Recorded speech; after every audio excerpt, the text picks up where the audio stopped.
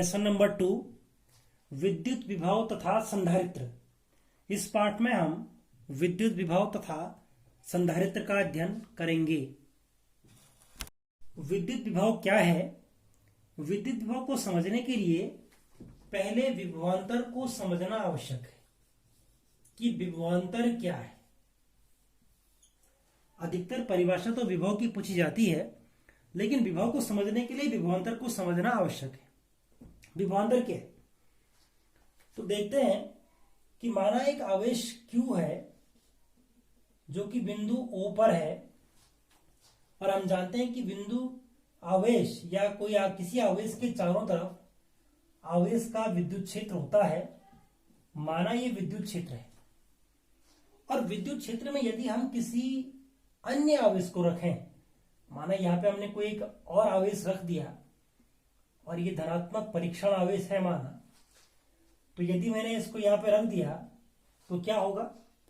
ये आवेश जो विद्युत क्षेत्र की दिशा है उस दिशा में चलने का प्रयास करेगा। ये विद्युत क्षेत्र की दिशा है, माना ये दिशा है विद्युत क्षेत्र की, तो यह आवेश क्षेत्र की दिशा की तरफ ही चलेगा, यानी कि जिस तरफ विद्युत क्षेत्र की दिशा है वहां ये गतिमान होने का प्रयास करेगा। अब यदि किसी विद्युत क्षेत्र में दो बिंदुओं को लें, बिंदु ए और बिंदु बी, और यदि कोई परीक्षण धनावेश हम लेते हैं, माना +Q0 हमने ले लिया, ये एक परीक्षण धनावेश है, और इसको बिंदु बी से बिंदु ए तक लाना है। हमारा काम क्या है कि ये आवेश यहां पे पहुंच चुका है, +Q0 यहां पे है, और इस आवेश को यहां से यहां तक लाना है। तो क्या करना पड़ेगा भाई? देखिए, अगर हम इसको छोड़ देंगे, फ्री छोड़ देंगे, तो ये क्या होगा? ये आगे की तरफ जाएगा, ये सीधा आगे चला जाएगा। अगर हम यहां पे इसको छोड़ देंगे तो सीधा आगे चला जाएगा। लेकिन हम ये चाहते हैं कि इसको बी से ए तक लाना पड़े, तो हमें क्या करना पड़ेगा? हमें इस पर कार्य करना पड़ेगा। क्या करना पड़ेगा? कार्य। तो हम कह सकते हैं कि Q0 आवेश पर जो कार्य करना पड़ा वो कार्य करना पड़ा W। माना आपको W जूल कार्य करना पड़ा Q0 को B से A तक लाने में। Q0 कार्य करना पड़ा क्या? आप कह सकते Q0 कार्य करना पड़ा, Q0 पर W कार्य करना पड़ा B से A तक लाने पर। तो एकांक आवेश को अगर हम देखो, हम यहां पे हमेशा क्या करेंगे? एकांक आवेश की बात करेंगे कि एकांक आवेश पर कुल कितना कार्य करना पड़ेगा। तो एक नियम से हम कह सकते हैं कि चूंकि Q0 पर कार्य करना पड़ा W, इसलिए एकांक आवेश हम कह सकते हैं एकांक आवेश पर कितना कार्य करना पड़ेगा? तो हम कह सकते हैं W/Q0। एकांक आवेश पर कितना कार्य करना पड़ा? W/Q0 कार्य करना पड़ा। और इस एकांक आवेश पर जितना कार्य करना पड़ा उसी को हम कहते हैं विभवांतर। क्या कहते हैं हम? विभवांतर। तो विभवांतर की परिभाषा क्या होगी? विभवांतर की परिभाषा क्या हो जाएगी कि विद्युत क्षेत्र में किन्हीं दो बिंदुओं के बीच एकांक आवेश को लाने में किया गया कार्य। हम कहेंगे कि एकांक आवेश को लाने में किया गया कार्य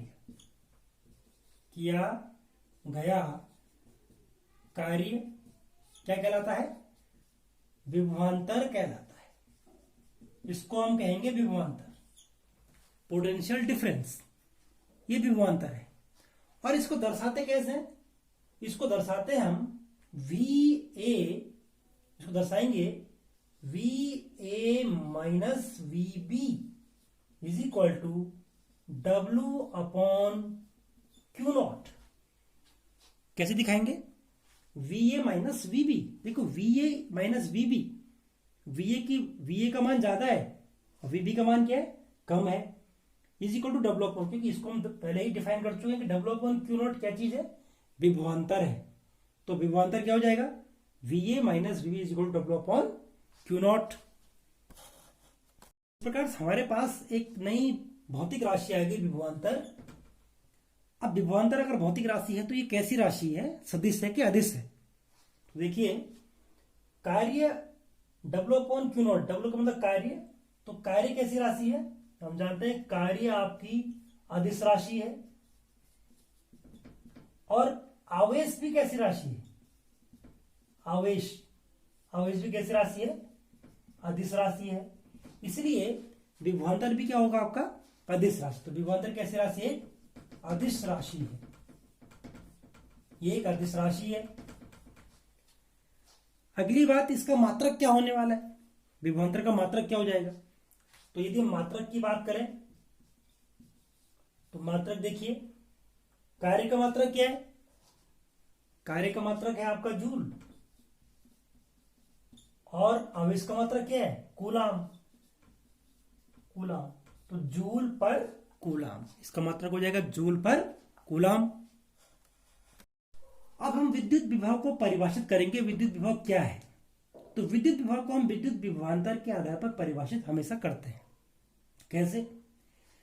कि जब हमने विभवांतर कहा था तो विभवांतर के लिए हमने दो बिंदु लिए थे, ए और बी, जो कि दोनों कहां स्थित थे? दोनों विद्युत क्षेत्र में स्थित थे। बिंदु ए और बी कहां स्थित है? विद्युत क्षेत्र में स्थित है। लेकिन यदि हम क्या करें कि इस बिंदु बी को यहां से दूर ले जा लें, और इतनी दूर ले जा लें कि जिसको हम बोले अनंत। क्या बोले इसको हम? अनंत। अनंत का मतलब क्या हुआ? इनकी जहां पर विद्युत क्षेत्र की तीव्रता का मान लगभग नगण्य है, वहां पे ई का मान लगभग क्या है? नगण्य है। तो हम इस बी बिंदु को यहां से उठा करके बहुत दूर ले गए, जहां पर विद्युत क्षेत्र की तीव्रता नहीं है, बिल्कुल जीरो के बराबर, शून्य के बराबर, उतने दूर हम उस बिंदु को ले गए। तो बी बिंदु को हम यहां पे ले गए, अनंत पे ले गए। अब हम कह सकते हैं कि यहां पर हमको मानना पड़ेगा, और हम ये मानते हैं कि अनंत पर विभव क्या होता है? शून्य होता है। यानी कि V at infinity is equal to zero. V at infinity is equal to zero, यानी कि अनंत पर विभव का मान क्या है? शून्य है। तो इसी मान को हम इस समीकरण 1 में रखते हैं, तो हम कह सकते हैं कि VB is equal to V infinity, और is equal to V infinity का मान कितना होगा? शून्य। ये मान कहां हमने रखा? समीकरण 1 में रखने पर क्या मिलेगा हमको?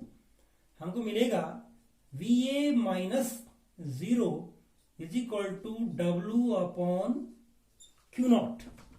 ठीक है, या हम इसको लिख सकते हैं कि VA is equal to W upon q naught.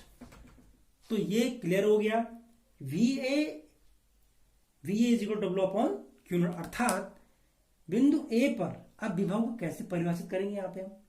तो विभव को परिभाषित करने का तरीका यह है कि हम एक बिंदु को कहां मान लें? हमेशा अनंत पे मान लें। तो हम कह सकते हैं कि अनंत से या किसी बिंदु पर विद्युत क्षेत्र में स्थित किसी बिंदु पर विद्युत विभव उस कार्य के बराबर है जबकि आवेश को कहां से लाया जाए? आवेश को अनंत से उस बिंदु पे लाया जाए।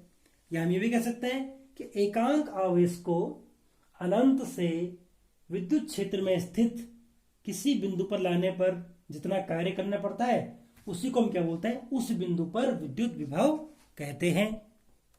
तो हम कह सकते हैं कि विद्युत क्षेत्र के किसी बिंदु पर विद्युत विभव उस कार्य के बराबर है जो प्रति एकांक परीक्षण धनावेश को अनंत से उस बिंदु तक लाने में किया जाता है। यहां पे ध्यान देना आपको कि परिभाषा लिखते समय दो बातों को ध्यान रखना है कि अनंत से लाना है उस बिंदु तक, और यह भी लिखना है कि प्रति एकांक परीक्षण धनावेश को लाना है। इसका मात्रक क्या होने वाला है? मात्रक तो विद्युत विभव का मात्रक क्या हो जाएगा? जैसे विभवांतर का था तो जूल प्रति कूलाम इसका मात्रक हो जाएगा, या इसको हम क्या बोलते हैं? वोल्ट भी कहते हैं। तो इस प्रकार विद्युत विभव को हमने परिभाषित किया।